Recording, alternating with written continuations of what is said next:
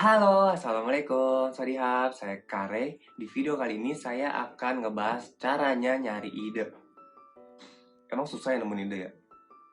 Emangnya ribet, susah? Emangnya sampai galau ya kamu nyari ide?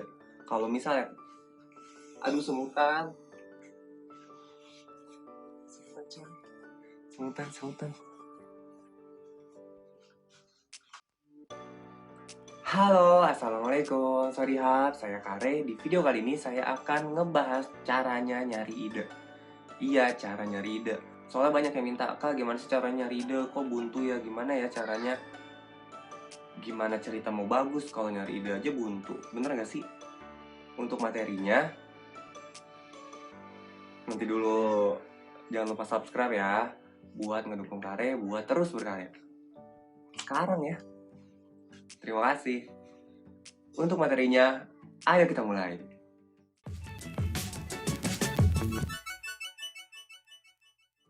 Selamat datang di channel di Kare. Untuk yang pertama kali mampir ke channel ini tentang kepenulisan.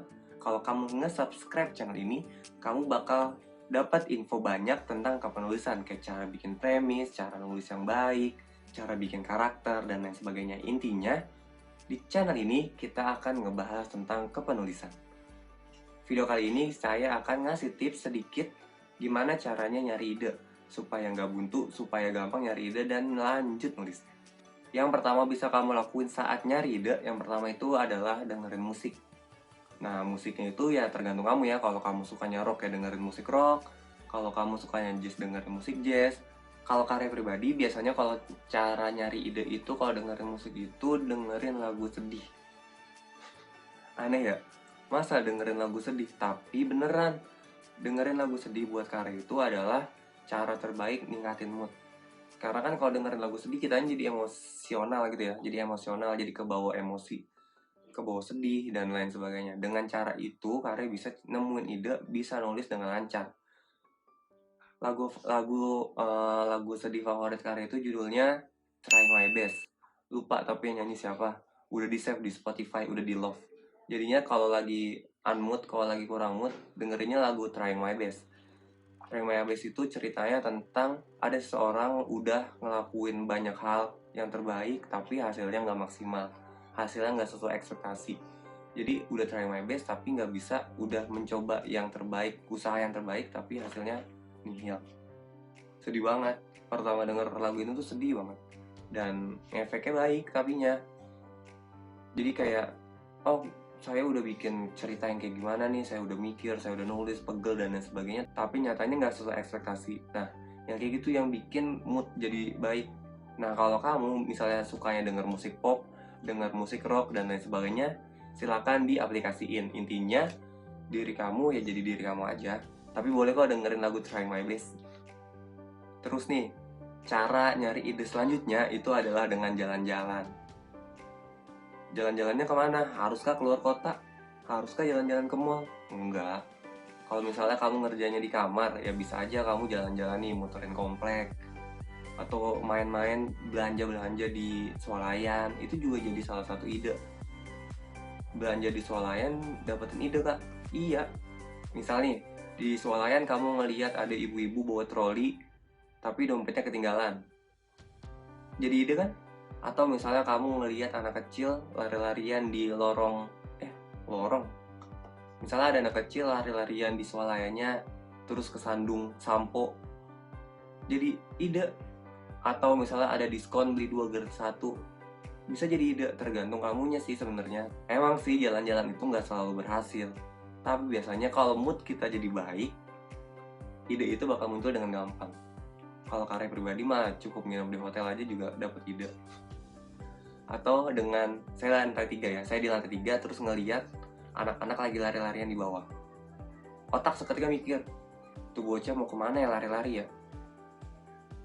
Seketika otak tuh mikir, konflik buat anak-anak lari-larian itu apa ya? Terus misalnya ada ibu-ibu mukanya galau. Ini saya masih di lantai 3 ya, ada ibu-ibu mukanya galau kayak lagi nyariin anaknya karena dia manggil-manggil nama anaknya. Kebayang kan konfliknya kira-kira apa? Begitu juga yang lain, kalau misalnya ada abang bakso lewat, ada motor lucu pakai helmnya, dan lain sebagainya, itu bisa jadi ide. Jadi tergantung kamunya. Jalan-jalan itu nggak harus ke naik gunung, nggak harus ke pantai, nggak harus ke wahana permainan, nggak harus ke mall. Jadi intinya keluar komplek, ke warung juga bisa. Cara nyari ide selanjutnya adalah nongkrong di kamar mandi. Iya. Iya, nongkrong di kamar mandi itu adalah cara nyari ide selanjutnya. Emang sih nggak ada teorinya kenapa kita bisa dapat ide ketika lagi di kamar mandi. Tapi kebanyakan iya gak sih? Kalau kita lagi di kamar mandi tuh ide tuh tiba-tiba muncul. Ya tapi bukan berarti kalau lagi mentok tiba-tiba nongkrong di kamar mandi, nggak gitu ya. Jadi misalnya kalau lagi di kamar mandi, nggak nongkrong juga sih, duduk. Kalau misalnya lagi di kamar mandi terus dapat ide, ya udah ingat-ingat, terus nanti kalau udah keluar dari kamar mandinya dicatat. Cara nyari ide selanjutnya adalah merenung sebelum tidur. Pernah kamu merenung sebelum tidur? Misalnya nih, seharian ini saya udah ke pasar, saya udah makan ini, saya kerja, ketemu sama orang ini, bikin laporan, ngeprint, dan lain sebagainya. Terus pas pengen tidur, saya inget-inget tuh seharian itu lagi ngapain aja.